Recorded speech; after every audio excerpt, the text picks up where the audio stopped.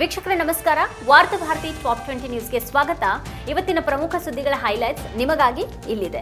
1991ರಲ್ಲಿ ಲೋಕಸಭೆ ಚುನಾವಣೆಯಲ್ಲಿ ನನ್ನನ್ನು ಮೋಸದಿಂದ ಸೋಲಿಸಲಾಯಿತು ಎಂದ ಮುಖ್ಯಮಂತ್ರಿ ಸಿದ್ದರಾಮಯ್ಯ ಸಾಮಾಜಿಕ ಜಾಲತಾಣ ಎಕ್ಸ್ನಲ್ಲಿ ಪ್ರತಿಕ್ರಿಯೆ ನೀಡಿದ ಸಿಎಂ ಸಿದ್ದರಾಮಯ್ಯ. ಬಿಹಾರ ಮತದಾರರ ಅಧಿಕಾರ ಯಾತ್ರೆಯಲ್ಲಿ ಪ್ರಧಾನಿ ಮೋದಿಗೆ ನಿಂದನೆ ಆರೋಪ. ಪ್ರತಿಭಟನೆ ವೇಳೆ ಬಿಜೆಪಿ ಕಾಂಗ್ರೆಸ್ ಕಾರ್ಯಕರ್ತರ ನಡುವೆ ಘರ್ಷಣೆ. ಬಿಹಾರದಲ್ಲಿ ಕಾಂಗ್ರೆಸ್ ನಾಯಕ ರಾಹುಲ್ ಗಾಂಧಿ ನೇತೃತ್ವದ ಮತದಾರರ ಅಧಿಕಾರ ಯಾತ್ರೆಯ ವೇಳೆ ಪ್ರಧಾನಿ ಮೋದಿಗೆ ನಿಂದನೆ, ಆರೋಪಿಯನ್ನ ಬಂಧಿಸಿದ ಬಿಹಾರ ಪೊಲೀಸರು. 947 ಮತದಾರರು ಒಂದೇ ಮನೆಯಲ್ಲಿ ವಾಸ. ಮತಗಳ್ಳತನ ಆರೋಪ ಸಂಬಂಧ ಚುನಾವಣಾ ಆಯೋಗದ ವಿರುದ್ಧ ಲೋಕಸಭೆ ವಿರೋಧ ಪಕ್ಷದ ನಾಯಕ ರಾಹುಲ್ ಗಾಂಧಿ ವಾಗ್ದಾಳಿ. ಧರ್ಮಸ್ಥಳದಲ್ಲಿ ನಡೆದಿದೆ ಎನ್ನಲಾದ ಸಾಮೂಹಿಕ ಅಂತ್ಯಕ್ರಿಯೆ ಪ್ರಕರಣದ ತನಿಖೆ ವಿಸ್ತರಿಸಲು ಸಜ್ಜಾದ ಎಸ್ಐಟಿ.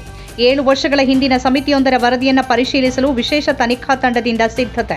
ಧರ್ಮಸ್ಥಳ ಪ್ರಕರಣಕ್ಕೆ ಸಂಬಂಧಿಸಿ ಚಿನ್ನಯ್ಯನಿಗೆ ಆಶ್ರಯ ನೀಡಿದ ಆರೋಪದಲ್ಲಿ ಮಹೇಶ್ ಶೆಟ್ಟಿ ತಿಮರೋಡಿಗೆ ಎಸ್ಐಟಿ ನೋಟಿಸ್. ಪ್ರಕರಣದ ವಿಚಾರಣೆಗೆ ಎಸ್ಐಟಿ ಮುಂದೆ ಹಾಜರಾದ ಮಹೇಶ್ ತಿಮರೋಡಿ. ಸಾಮಾಜಿಕ ಜಾಲತಾಣದಲ್ಲಿ ಧರ್ಮಸ್ಥಳದ ಬಗ್ಗೆ ಅವಹೇಳನ ಮಾಡಿ ವಿಡಿಯೋ ವೈರಲ್ ಮಾಡಿದ ಪ್ರಕರಣ ವಿಚಾರಣೆಗಾಗಿ ಬೆಳ್ತಂಗಡಿ ಪೊಲೀಸ್ ಠಾಣೆಗೆ ಹಾಜರಾದ ವಕೀಲ ಜಗದೀಶ್.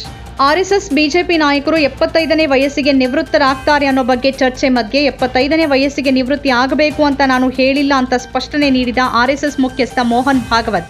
ಮುಂಬರುವ ತಮಿಳುನಾಡು ವಿಧಾನಸಭೆ ಚುನಾವಣೆಯಲ್ಲಿ ಟಿವಿಕೆ ಪಕ್ಷದ ಸಂಸ್ಥಾಪಕ ನಟ ವಿಜಯ್ ಅವರು ಸಾಕಷ್ಟು ಪರಿಣಾಮ ಬೀರಲಿದ್ದಾರೆ ಎಂದ ದೇಶೀಯ ಮುರ್ಮುಕ್ಕು ದ್ರಾವಿಡರ್ ಕಳಗಂ ಪಕ್ಷದ ಪ್ರಧಾನ ಕಾರ್ಯದರ್ಶಿ ಪ್ರೇಮಲತಾ ವಿಜಯಕಾಂತ್. ಉಕ್ರೇನ್ ನೌಕಾಪಡೆಯ ಅತಿದೊಡ್ಡ ಹಡಗಿನ ಮೇಲೆ ರಷ್ಯಾದಿಂದ ಡ್ರೋನ್ ದಾಳಿಯಲ್ಲಿ ಓರ್ವ ಸಿಬ್ಬಂದಿ ಮೃತ್ಯು, ಹಲವರಿಗೆ ಗಾಯ.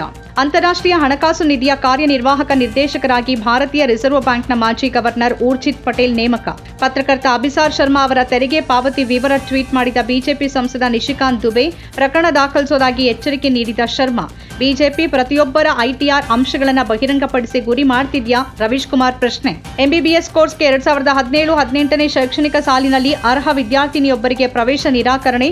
ತುಮಕೂರಿನ ಸಿದ್ಧಾರ್ಥ ಸಮೂಹ ಸಂಸ್ಥೆಗಳ ಸಿದ್ಧಾರ್ಥ ವೈದ್ಯಕೀಯ ಕಾಲೇಜಿಗೆ 15 ಲಕ್ಷ ರೂಪಾಯಿ ದಂಡ ವಿಧಿಸಿದ ಹೈಕೋರ್ಟ್. ದಕ್ಷಿಣ ಭಾರತದ ಹೈದರಾಬಾದ್, ಅಮರಾವತಿ, ಚೆನ್ನೈ ಹಾಗೂ ಬೆಂಗಳೂರು ನಡುವೆ ಬುಲೆಟ್ ರೈಲು ಸಂಪರ್ಕ ಅನುಷ್ಠಾನಗೊಳ್ಳಲಿದೆ ಎಂದ ಆಂಧ್ರಪ್ರದೇಶದ ಮುಖ್ಯಮಂತ್ರಿ ಎನ್ ಚಂದ್ರಬಾಬು ನಾಯ್ಡು. ಭಾರತ ಮತ್ತು ಅಮೆರಿಕ ನಡುವಿನ ಸುಂಕ ಸಮರವನ್ನೇ ಲಾಭವನ್ನಾಗಿ ಮಾಡಿಕೊಳ್ಳೋಕೆ ಯತ್ನಿಸುತ್ತಿರುವ ಚೀನಾದೊಂದಿಗೆ ಸಂಬಂಧ ಉತ್ತಮಪಡಿಸಿಕೊಳ್ಳೋಕೆ ಭಾರತಕ್ಕೆ ಒತ್ತಡ ಹೇರಲಾಗ್ತಿದೆ ಅಂತ ಆರೋಪಿಸಿದ ಕಾಂಗ್ರೆಸ್. ನಾಟಕದಲ್ಲಿ ಬುರ್ಕಾಧಾರಿ ಬಾಲಕಿಯರನ್ನ ಭಯೋತ್ಪಾದಕರನ್ನಾಗಿ ಬಿಂಬಿಸಿದ್ದ ಗುಜರಾತ್ನ ಶಾಲೆಗೆ ಕ್ಲೀನ್ ಚೀಟ್. ಆಗಸ್ಟ್ 15ರಂದು ಶಾಲಾ ಆವರಣದಲ್ಲಿ ಸ್ವಾತಂತ್ರ್ಯ ದಿನಾಚರಣೆ ಸಂದರ್ಭ ಪ್ರದರ್ಶಿಸಲಾಗಿದ್ದ ನಾಟಕ. ರಾಜಸ್ಥಾನ ಹಾಸಿಗೆಯಲ್ಲಿ ಮೂತ್ರ ವಿಸರ್ಜನೆ ಮಾಡಿದ್ದ ವಿದ್ಯಾರ್ಥಿಗಳಿಗೆ ಶಿಕ್ಷಕನಿಂದ ಕಬ್ಬಿಣದ ಸಲಾಕೆಯಿಂದ ಬರೆ. ಜಿಲ್ಲಾಡಳಿತಕ್ಕೆ ನೋಟಿಸ್ ಜಾರಿಗೊಳಿಸಿದ ರಾಷ್ಟ್ರೀಯ ಮಾನವ ಹಕ್ಕುಗಳ ಆಯೋಗ.